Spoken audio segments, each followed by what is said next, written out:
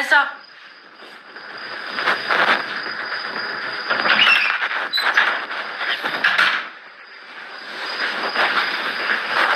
ለዛ እና ደግሞ እኔ ነኝ የሰራው ልክ እሺ። ስሚ ደግሞ ለአቢጌል አሳይቻት ነበር እንዳትዪ ኩሰጂ። ግን ምንድነው የጨመርሽበት? ምን አባሽ ጨምርበታለሁ? ሂጂና። በስተመጨረሻም ኤቪ ለናታንን የመስተፋቅር ልታሰራበት ነው። አርጁንን ጠይቃና ለምን አይሰጣንን መድኃኒት ተጠቅማ ኤቪ መስተፋቅሩ እንዲሰራ ለማድረግ የሞከረች ትገኛለች።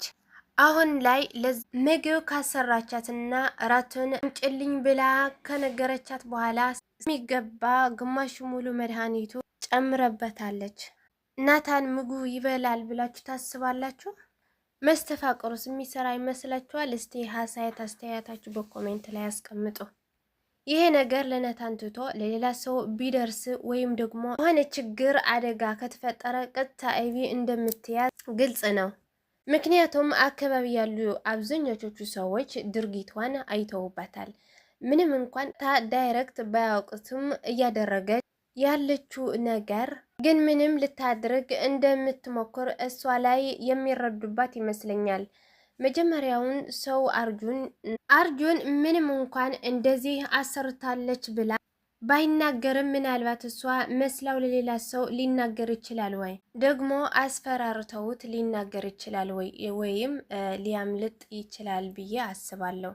ሌላኛዋ ደግሞ ዋነኛዋ ተጋልጣለች ብዬ የማስበው ውሃ ናት። ጨዋታው መስሏት ወይም ቀልድ መስሏት ምናልባት አንድ ነገር ከተፈጠረ ኤቪን ምንድነው ይሄንን ስትላት ነበረች ማለት ነው ስትላት ነበረ እና የሆነ ነገር ከተፈጠረ በቀልድ ወይም ጨዋታ መስሏት ልትናገርም ትችላለች፣ ውሃን ማለት ነው። ሁሉንም በተሰበሰበበት ትላንትና ይዘሽው የነበረው እቃ ውስጥ ምን እንዳላት ንገሪኝ ብላ በሙድም የምትጠይቃትና ሁሉም ቤተሰብ የሷ ስራ እንደሆነ ሊገባው እንደሚችል እኔ ይሰማኛል። እናንተስ ምን ይሰማችኋል? ሀሳብ አስተያየታችሁ አስቀምጡልኝ። ሌላው ደግሞ ለዛ ናት። ለዛም ምንም እንኳን የያዘችው ምን እንደሆነ ባታይም እንኳን ቅድም ብላ ስትጠረጥር ነበረች ማለት ለምንድን ነው እዚህ ከመጣስ ለምንድን ነው እዛም ወስድለት ስትላት ነበረች። ለዛን ደግሞ እንደ ሰራተኛዋ መታዘዝ ስላለባት ብቻ እሺ ብላ ታዘዘቻት። ግን ከመውሰድሽ በፊት እኔ ክፍል አምጩ ማየት አለብኝ ስትላት እንዴ ምንድነው የምታየው? ይሄን ነገር ሰርቻለሁ ስትል እሷ ሌላ ነው የመሰላትና እንደዛ አለቻት። ዝም ብለሽ ያልኩሽን ስሪ አምጩ አለቻትና ሰርታ ስትጨርስ ወደ እሷ ክላስ ወስዳ የሆነ ነገር ግን የጠረጠረች ይመስለኛል። ጠርታኒ ውሰጂውና ክፍል ውስጥ አርጊው ስትላት ግን ምንድነው ያረግሽበት? የሆነ ነገር እንደጨመረችበት ገብቶታል ሰራተኛዋ። ግን የምትነግረው ሰራተኛዋ ለናታንን የምትነግረው ይመስላችኋል? በሌላ በኩል ደግሞ ናታንን ኤቪን ግጥም አድርጎ ስሟታል። ሁላችሁም እንዳያችሁት ከክፍሉም ላይ ስታስቸግረውና ካንተ ጋር ካልተኛው ስትል እንግዲህ ከ1-0 ይሻላል ሶሪ ከ2-1 ይሻላል በማለት አብሬያትማ አላድርም ብሎ ከንፈርዋ ስሟ ከክፍሉ እንድትወጣለት አድርጓታል። ይህንን ነገር ከዳጣ ጋር ሊነግራት ወሬውን ጀምሮ ሀሳቡን እንደቀየረ ተመልክተናል።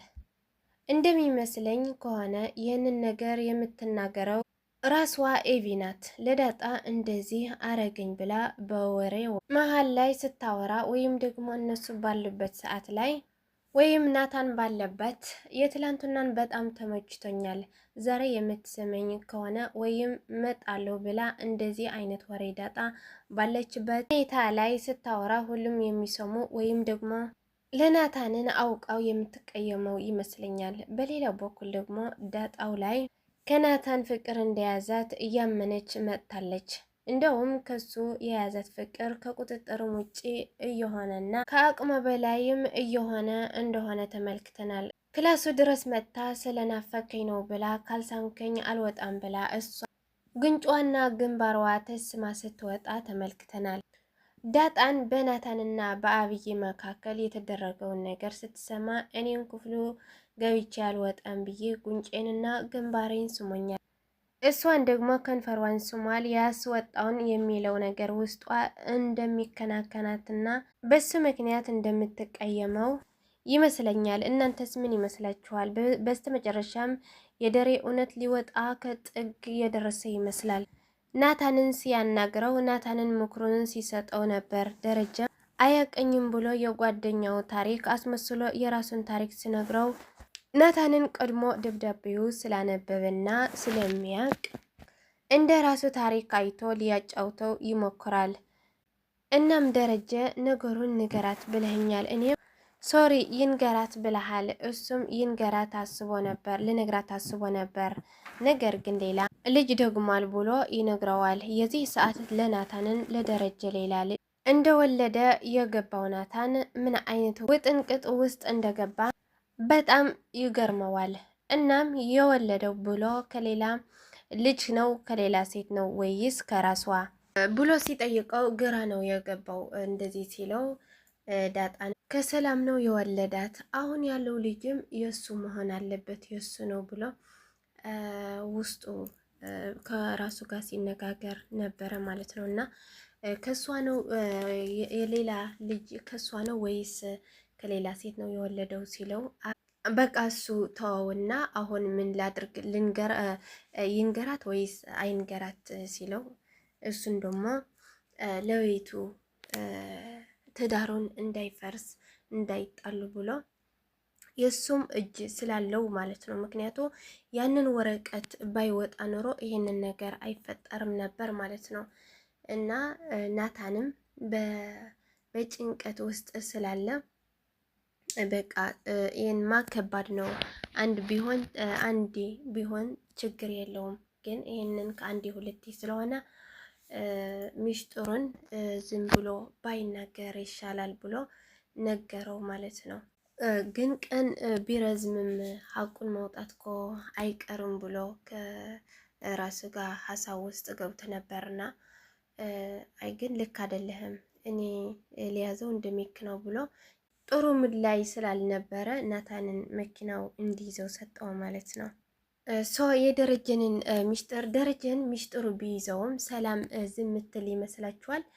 ማለት ሁሉም አሁንም ልትነግረን ትችላለች። ንገረኝ እላታለሁ እንሄዳለን እያለች ነበረች ማርታ ማለት ነው። ለሷስ ትነግራታለች ብላችሁ ታስባላችሁ? ደረጀ ሚስጥሩን ቢይዘውም ሰላም ዝም አትልም። ምክንያቱ እዛው ቤት መጥቼ እኖራለሁ ያንተ ልጆች እኮ ናቸው ብላ ስትነግረው ነበረ ባለፈው ማለት ነው። ምን ይመስላችኋል? ሰላምን ዝምትል ይመስላችኋል? በኮሜንት ላይ አስቀምጡልኝ። ውዶቼ በሚቀጥለው እስከምንገናኝ ቸር ቆዩልኝ። እወዳችኋለሁ። ባይ ባይ።